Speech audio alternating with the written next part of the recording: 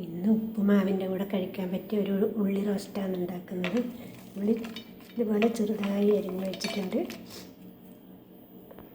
അത് തന്നെ സ്റ്റവ് ഓണാക്കി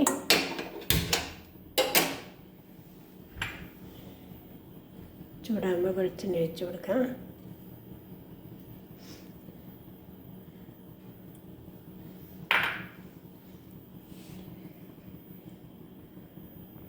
വെളിച്ചെണ്ണ ചൂടായിട്ടുണ്ട്. കടുക് ഇട്ട് കൊടുക്കാം.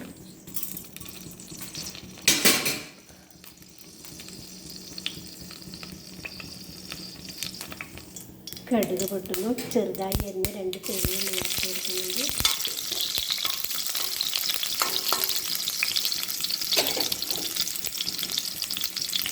ചെറിയാക്കി ഇഞ്ചി, ഒരു പച്ചമുളക്,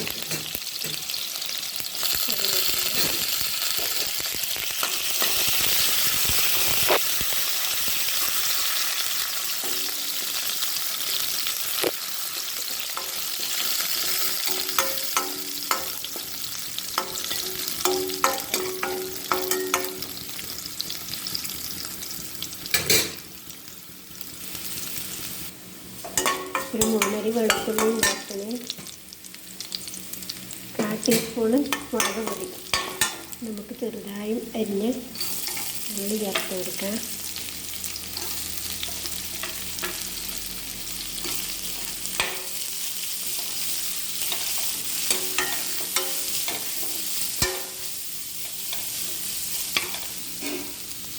ഉള്ളി ഒന്ന് ഇളക്കി മിക്സ് ചെയ്ത് ഉടനെ തന്നെ ചെറുതായി കട്ട് ചെയ്ത് തക്കാളി ചേർത്ത് കൊടുക്കുന്നുണ്ട്.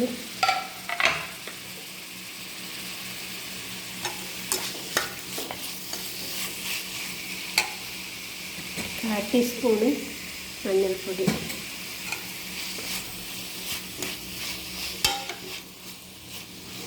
ഇളക്കിയിട്ടൊരു 3-4 മിനിറ്റ് അടച്ചു കൊടുക്കാം. തീ കുറച്ച് അടച്ചു വെച്ചിട്ട് 4-5 മിനിറ്റ് കഴിഞ്ഞ് ഞാൻ 2 പ്രാവശ്യം തുറന്നിട്ടിങ്ങനെ ഇളക്കി അടച്ചു കൊടുക്കും.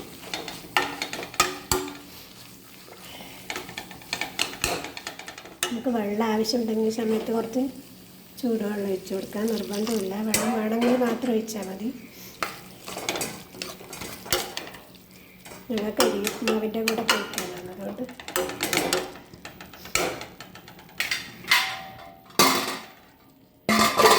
രണ്ട് മിനിറ്റും കൂടി അടച്ചു കൊടുത്തു. ചെറു തീയിലാണെങ്കിലും ഇടക്ക് തുറന്നിട്ട് ഒന്ന് ഇളക്കി കൊടുക്കണം.